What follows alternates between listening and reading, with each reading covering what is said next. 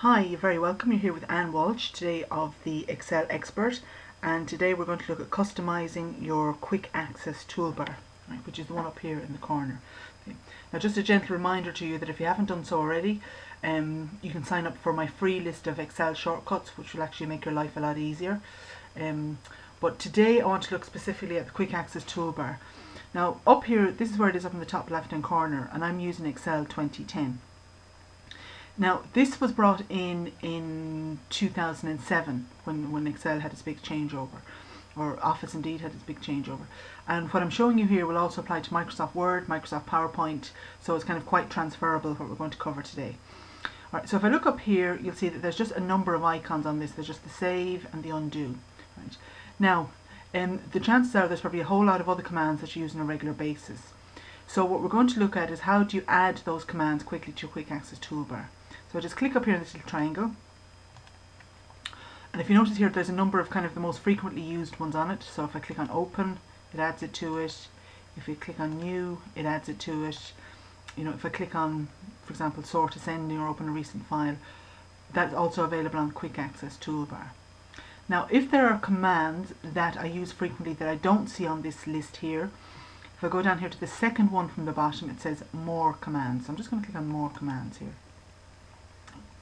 Now it brings me into this section here in Excel options, and up in the top left hand corner it says choose commands from. Right, now the most default setting here is popular commands, but if you notice here I also have a whole bunch of other ones, and one that people often look for is, let's say, things like macros and so on. Alright, and this may vary depending on what your setup is. So for example, let's say I have want to add something here. So let's say I want to add all commands. Now if you scroll down here, there are many ones. So let's say I have ones where I regularly want to, let me choose one here. Yeah, let's say I want to auto fit column height. All I have to do is click it from the list here, click on add, and it adds it to the list. Now I can also use this option over here on the right hand side to move it, to change it. Or if I click on one of these and I want to remove it, I can just click on it and click remove. But I'm just going to leave it there for the time being. Now, because this is 2010, this may look a little bit different in 2007. These options are not available to you. What you can do here is, for 2010, you can import or export one settings you have from 2007.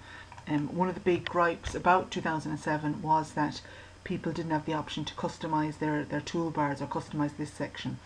Whereas now they've actually allowed this. So just click OK. Right. And here it is up here. I can customize it. Right.